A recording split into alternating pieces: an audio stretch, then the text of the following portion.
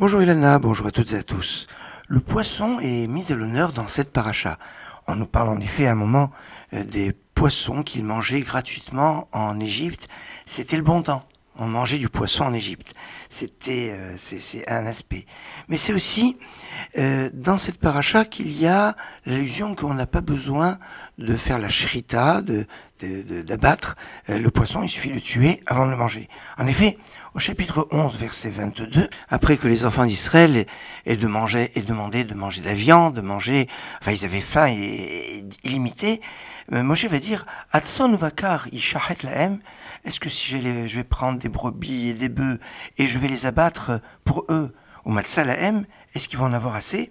Et après il dit Im et kol degehayam yeasef lahem, et si maintenant je vais prendre tous les poissons, je vais amasser tous les poissons de la mer et que je vais leur donner, est-ce qu'ils en auront assez? Et remarquez que pour les poissons, il n'y a pas marqué ishahet, je vais les tuer, mais seulement yasef, je vais les rassembler, les amasser. Alors, il est évident qu'on doit tuer le poisson avant de le manger, bien évidemment, on n'a pas le droit de manger d'un animal qui est encore vivant, mais il n'y a pas une nécessité d'une procédure comme pour les brebis ou les bœufs ou les poulets, d'une shrita, d'un abattage rituel, et ça on l'apprend de cette paracha. C'est dans cette paracha aussi on a deux poissons. Non, deux poissons. Le poisson se dit en araméen Nun. Et dans cette paracha, il y a deux Nun renversés qui sont comme un symbole particulier dans cette paracha. Donc une paracha qui met en avant, en exergue, le poisson et son importance. Excellente journée.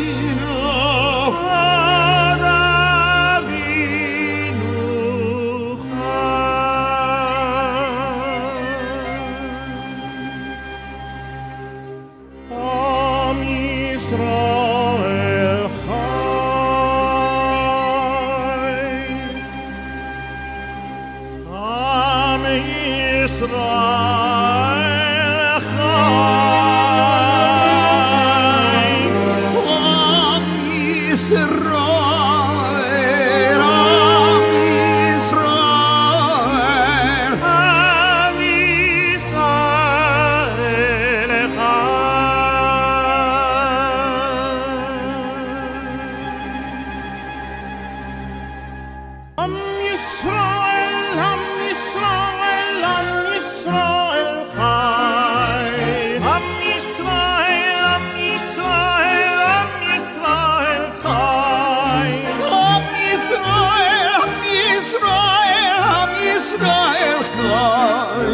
Chai,